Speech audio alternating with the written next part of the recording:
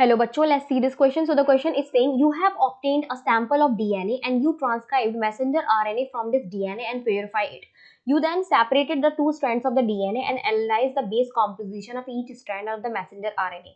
You obtained the data shown in the table. Which strand of the DNA serve as a template for messenger RNA synthesis? Okay. तो DNA strand 1, DNA strand 2 और messenger RNA दिख रखा है. तो बेटा मैं आपको बता देती हूँ. DNA डबल स्ट्रैंडेड होता है, तो ये मैंने 2 स्ट्रैंड बना दी. ठीक है. ऊपर वाली स्ट्रैंड कहती है कोडिंग स्ट्रैंड. Coding strand. ठीक है. The polarity would be 5 prime to 3 prime. इधर 3 प्राइम टू 5 प्राइम हो जाएगी. और नीचे वाली स्ट्रैंड कहलाती है टेम्पलेट स्ट्रैंड. Template strand. ठीक है.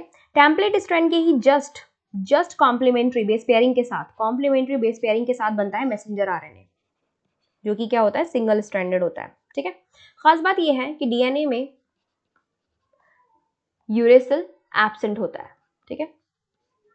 और आरएनए में थाइमिन एब्सेंट होता है. इस चीज का हमें ध्यान रखना है. ठीक है. आरएनए में थाइमिन एब्सेंट पाया जाता है और डीएनए में यूरेसिल एब्सेंट पाया जाता है. बाकी सारे बेसिस पाए जाते हैं. ए भी प्रेजेंट होगा, जी भी प्रेजेंट होगा, सी भी प्रेजेंट होगा. यहाँ पर भी ए भी प्रेजेंट होगा, जी भी प्रेजेंट होगा और सी भी प्रेजेंट होगा और टी पाया जा रहा होगा और यहाँ पे यू पाया जा रहा होगा. थाइमिन यहाँ पे एब्सेंट होगा, यहाँ पे यूरेसिल जो है वो एब्सेंट होगा. बस इतनी सी बात है.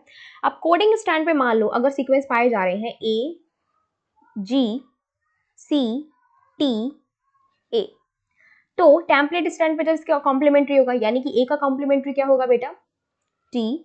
जी का कॉम्प्लीमेंट्री सी, जी. टी का कॉम्प्लीमेंट्री ए और टी, ये होगा.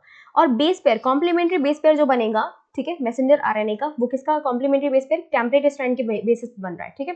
तो टेम्पलेट स्ट्रैंड के बेसिस पे टी का क्या हो जाएगा बेटा, यहाँ पे ए सी जी, जी सी, ए यू टी ए. तो हमें क्या देखने को मिल रहा है, बस यहाँ पे डिफरेंस जो पाया जा रहा है, एडेनाइन से यहाँ यूरेसिल हो रहा है. बाकी पूरा ये जो मैसेंजर आरएनए दिख रहा है ये बिल्कुल सेम दिख रहा है कोडिंग स्ट्रैंड के जैसा. देखो ए जी सी, टी की जगह यू है क्योंकि यूरेसिल टी जो है एब्सेंट होता है, यूरेसिल पाया जा रहा होता है, बाकी ए की जगह ए प्रेजेंट है. ठीक है. तो अब हम लोग देख लेते हैं. डीएनए स्ट्रैंड 1 में एडेनाइन जो है वो 19.1 है, जबकि डीएनए स्ट्रैंड 2 में 24.2 पर पाया जा रहा है और मैसेंजर आरएनए में 19 है. तो ए हम क्या देख रहे हैं, डीएनए स्ट्रैंड 1 और मैसेंजर आरएनए का बिल्कुल एडेनाइन जो रेशियो है बिल्कुल सेम है. एडेनाइन का जो नंबर है वो क्या है, सेम है. ग्वानिन का भी 26, 25, यहाँ पे 30 है तो बिल्कुल सेम है. 31, 30.8 तो बिल्कुल सेम चल रहा है. ठीक है. देखो थाइमिन यहाँ पे पाया जा रहा है, डीएनए स्ट्रैंड में 23.9% के साथ थाइमिन प्रेजेंट है, लेकिन ये यहाँ पे 0 है और यहाँ पे ये 0 प्रेजेंट है, 24.3 करके ये प्रेजेंट है. यहाँ पे यूरेसिल दोनों में क्या है, एब्सेंट है.